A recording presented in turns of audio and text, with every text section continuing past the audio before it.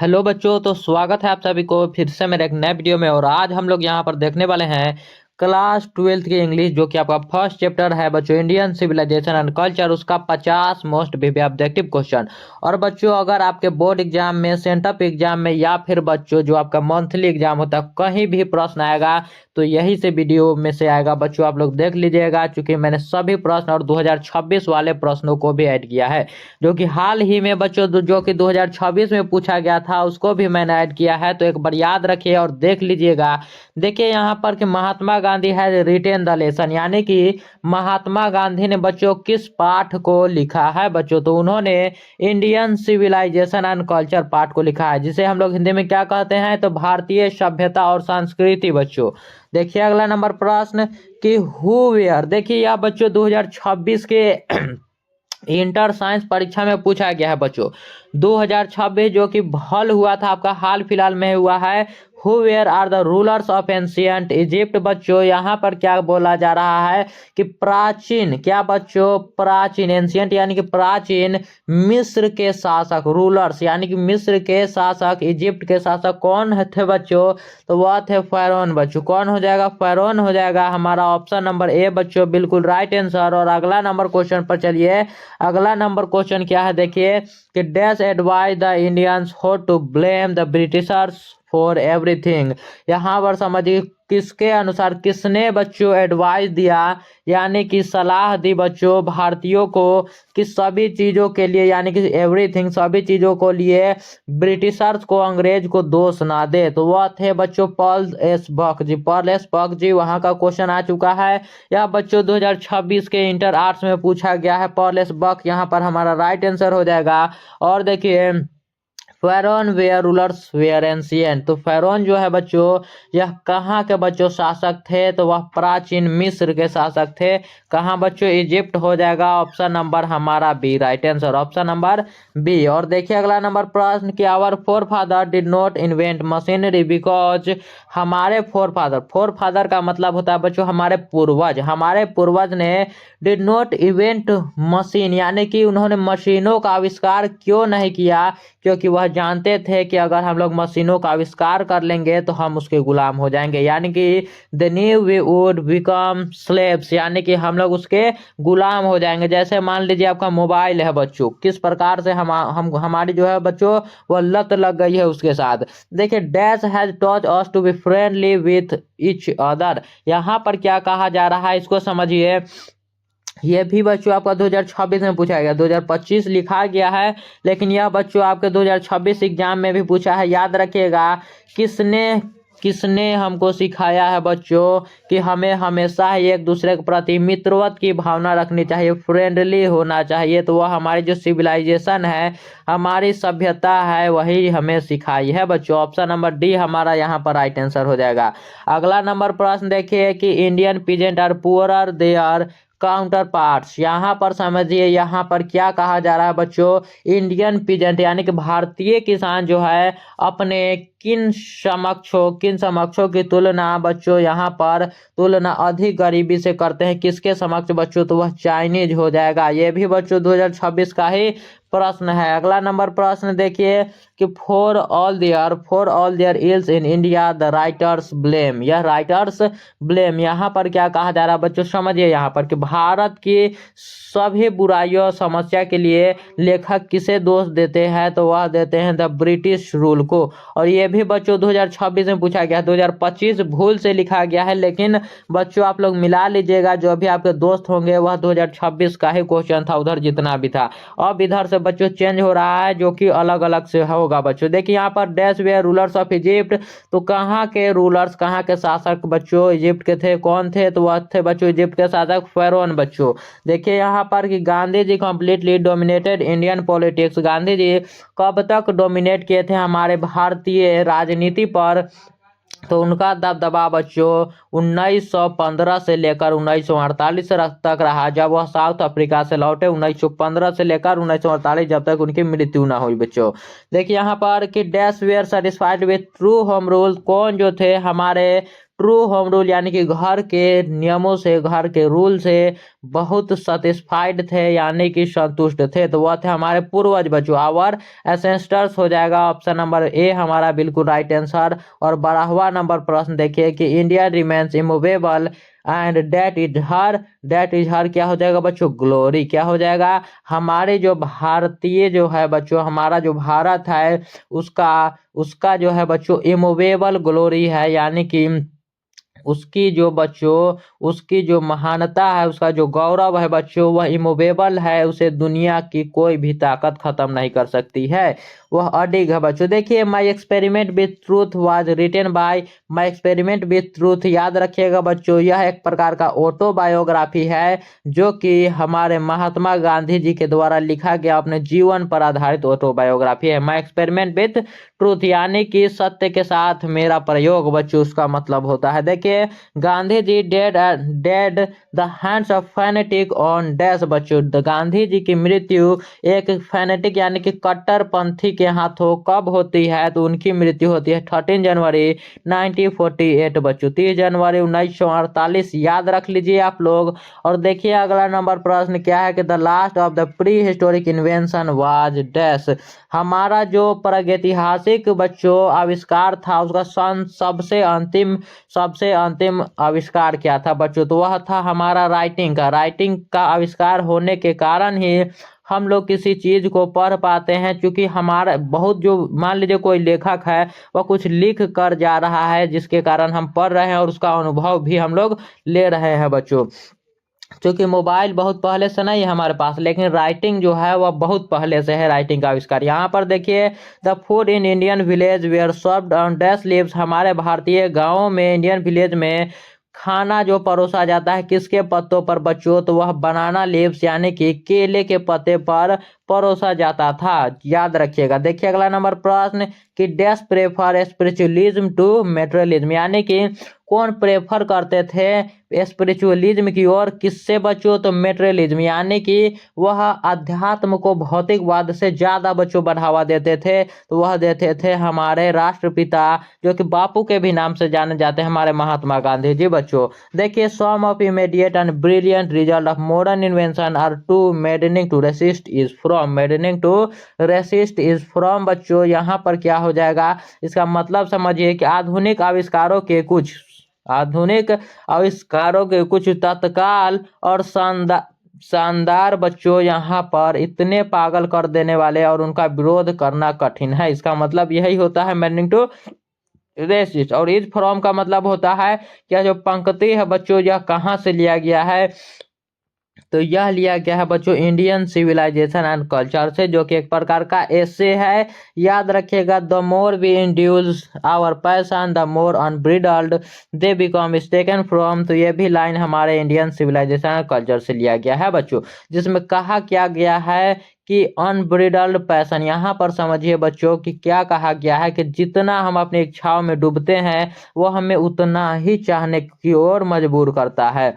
I believe that civilization India has involve is not to be beaten in the world is from बच्चों, यहाँ पर क्या कहा जा रहा है, आई बिलीव यानी कि मेरा विश्वास है, मुझे विश्वास है, मेरा मानना है कि हमारे भारतीय सभ्यता इतनी विकसित है कि उसे कोई भी हरा नहीं सकता, cannot be beaten in the world, यानी कि उस दुनिया की कोई भी शक्ति उसे पीछे नहीं कर सकती, हरा नहीं सकती। यह कहाँ से लाइन आया है, तो यह लाइन आया है हमारे Indian civilization and culture chapter से बच्चों।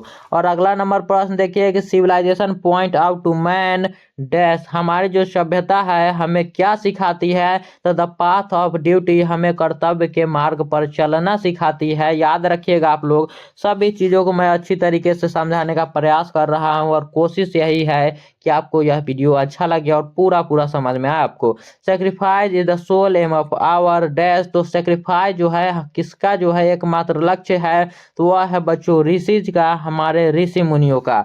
देखिए यहाँ पर कि dash is dead against blind imitation of western civilization, पश्चिमी सभ्यता का याद रखिएगा, वेस्टर्न सिविलाइजेशन, उसका हम लोग ब्लाइंडली यानी कि अगर अंधी नकल करते हैं तो उससे हम लोग बर्बाद हो जाएंगे। ऐसा किसने कहा था बच्चों? तो गांधी जी ने कहा था कि अगर हम लोग वेस्टर्न सिविलाइजेशन को अपनाते हैं तो रूइन फॉर इंडिया, यानी कि हम जो है वो बर्बाद हो जाएंगे।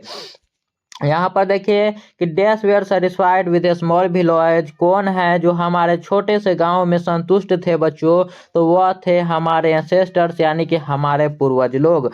Civilisation is the state of development of a dash, तो सिविलाइजेशन वह किसके डेवलपमेंट की बात करता है? तो वह पीपल्स, एनिमल्स, बर्ड या नॉन लिविंग थिंग्स, तो वह बच्चों लोगों का विकास के बारे में बोलते हैं, लोगों के विकास के बारे में वह बोलते हैं बच्चों। Gibbon is associated with, gibbon जो है वह कहाँ से है बच्चों? वह कहाँ से बच्चों वह है बच्चों, यही पूछा जा रहा है कहाँ से वह संबंधित है। तो गिबन जो है वह इटली से संबंधित है। याद रखिए बच्चों, एडवर्ड गिबन एक प्रसिद्ध इतिहासकार यानी कि बच्चों हिस्टोरियन थे, याद रखिएगा, जिन्होंने इटली के इतिहास पर लिखा था। अगला नंबर प्रश्न देखिए, the sentence the distinguishing characteristic of modern civilization is our indefinite multiplicity of wants is from, इसमें बताया गया है कि हम अपनी चाहतों को जितना बढ़ाते हैं वह उतना ही हमारी इच्छाओं पर वह नियंत्रित करने लगता है। देखिए यह लाइन भी इंडियन सिविलाइजेशन कल्चर से ही लिया गया है। मैं आपको बता दिया हूँ कि फ्रॉम जब भी पूछे आप समझ जाइए कि इसका मतलब होता है कि यह लाइन कहाँ से गया है। और देखिए एक, the sentence after their is something in Hinduism that has kept alive up till now is taken from, यानी कि आखिरकार आफ्टर ऑल, आखिरकार कुछ तो हिंदुत्व में बात है जो अभी तक इसे जीवित रखा है, इस धर्म को। ऐसा बच्चों इंडियन सिविलाइजेशन एंड कल्चर में आया है बच्चों, यह लाइन याद रखिएगा। European civilization will mean dash for India, तो यूरोपियन जो पश्चिमी सभ्यता है वह भारत के लिए बर्बादी है, इसलिए हम लोग रूइन फॉर इंडिया लगाएंगे। रूइन का मतलब होता है बच्चों बर्बादी, विनाश होता है बच्चों। अगला नंबर प्रश्न कि simple living and high thinking the base of, simple living and high thinking का मतलब होता है बच्चों सदा जीवन उच्च विचार, वह कहाँ के लोगों में पाया जाता है? तो वह इंडियंस में, भारतीय लोगों में वह पाया जाता है बच्चों। Indians glory is that it is Indians, भारतीय जो ग्लोरी है, भारत की जो महिमा है वह कैसा है? तो वह इमोवेबल है, इमोवेबल यानी कि वह अडिग है, उसे कोई भी हरा नहीं सकता है। देखिए अगला नंबर प्रश्न कि I am thankful to the western of for many thing I have learned western literature is taken from, कौन कहते हैं बच्चों, कौन कहते हैं कि मैं पश्चिमी सभ्यता का आभारी हूँ, पश्चिमी सभ्यता का आभारी हूँ, मैंने उनके साहित्य से बहुत कुछ सीखा है। तो ऐसा कहने वाले हमारे महात्मा गांधी जी थे, जो कि इंडियन सिविलाइजेशन एंड कल्चर ऐसे में बोलते हैं। आवर एंसेस्टर्स इंजॉयड डैश बच्चों, तो हमारे जो एंसेस्टर्स है, हमारे जो पूर्वज है वह होम रूल को एंजॉय करते हैं, अपने उसी में आनंद मनाते हैं बच्चों। देखिए अगला नंबर प्रश्न कि health and luxurious do not make dash happy, तो हेल्थ एंड लग्जरी जो है बच्चों वह किसको हैप्पी नहीं कर सकती है, खुश नहीं कर सकता है? तो वह बच्चों आदमी को यानी कि मैन को। याद रखिएगा वह कहते हैं कि happiness is a mental condition, क्या कहते हैं बच्चों? तो वह कहते हैं बच्चों mental condition, not a physical condition बच्चों। वह क्या है बच्चों? तो आपके पास ज़्यादा पैसा है इसका मतलब ये नहीं कि आप खुश होंगे, वह गरीब आदमी भी खुश हो सकता है, इस प्रकार से वह बताते हैं। देखिए अगला नंबर प्रश्न कि Gandhi went to Champaran in dash बच्चों, तो गांधी जी जो है वह चंपारण कब आए थे? तो वह अप्रैल 1917 में आए थे, आपको याद होना चाहिए बच्चों। देखिए अगला नंबर प्रश्न कि the Gujarati equivalent civilization mean, तो गुजराती में सिविलाइजेशन का मतलब क्या होता है बच्चों? तो गुजराती में सिविलाइजेशन का मतलब होता है गुड कंडक्ट, क्या बच्चों? Good conduct. Civilization is that mode of conduct which point out to man the path of duty is from. Civilization क्या है बच्चों? Civilization is that mode of conduct. हमें हमारे जो आचरण जो है और वह कर्तव्य के मार्ग पर चलना सिखाती है। यह किस में आया है बच्चों, किस पाठ में आया है? तो यह आया है इंडियन सिविलाइजेशन एंड कल्चर में। Our ancestors. और बच्चों सभी प्रश्नों का आंसर आपको कमेंट में बताते चलना है, याद रखिएगा। और सभी लोग ये भी कमेंट बताए कि आप लोग कहाँ से है बच्चों, सभी लोग किस किस जिला से है, आप लोग जल्दी से कमेंट बताइए। Our ancestors therefore set a limit to our indulgence, क्या हो जाएगा बच्चों, सेट टू आवर इंड्यूलजेंस हो जाएगा। लिमिट जो है, इसलिए हमारे जो पूर्वज जो है सभी चीजों पर सीमित सीमा लगाना चाहते थे हमारे इंडिविजुअल्स पर। देखिए यहाँ पर कि dash taught us to be friendly toward one another, कौन है जो हमें एक दूसरे के प्रति मित्रवत की भावना रखना सिखाता है, तो वह है हमारी सिविलाइजेशन बच्चों। कौन है, तो हमारी सभ्यता है।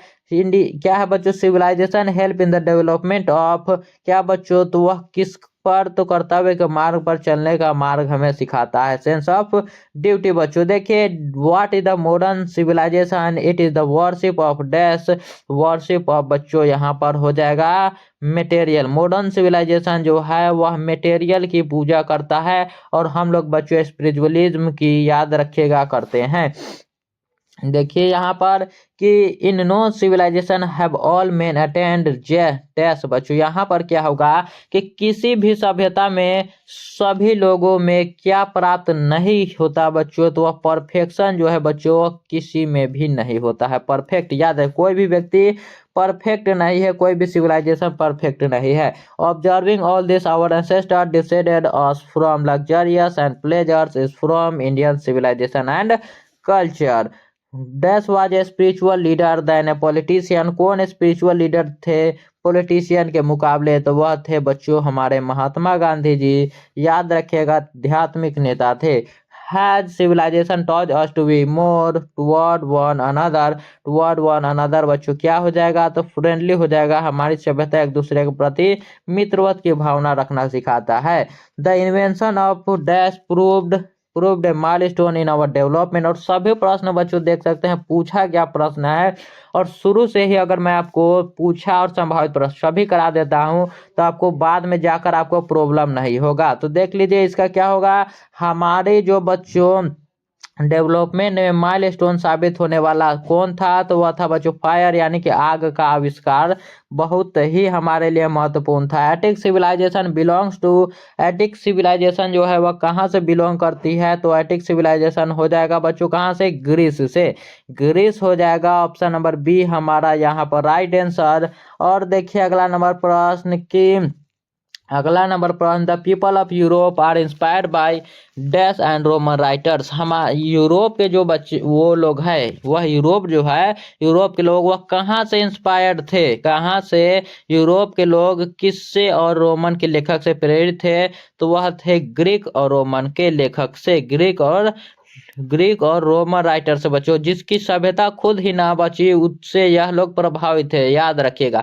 तो यहीं पर हमारे पास 49 प्रश्न ही थे बच्चों। एक प्रश्नों के लिए मुझे क्षमा कीजिएगा, चूंकि मैं एक प्रश्न को अपने से नहीं ऐड कर पाया, चूंकि मैंने सारे प्रश्न ढूंढ दिए 2026 में भी आपसे जो इस बार पूछा है उन सभी प्रश्नों को भी लाया, और जितने इससे पहले पूछे थे सभी को लाया बच्चों, और यहाँ पर जितने भी संभावित प्रश्न थे सभी को ला दिया। तो बच्चों यहाँ पर एक प्रश्नों के लिए मुझे क्षमा कीजिएगा, और मिलते हैं अगले वीडियो में। तब तक के लिए आप लोग पढ़ते रहिए और अच्छी तरीके से अपने पढ़ाई को शुरू से ही अच्छे तरीके से बनाइए। मिलते हैं अगले वीडियो में, तब तक के लिए धन्यवाद।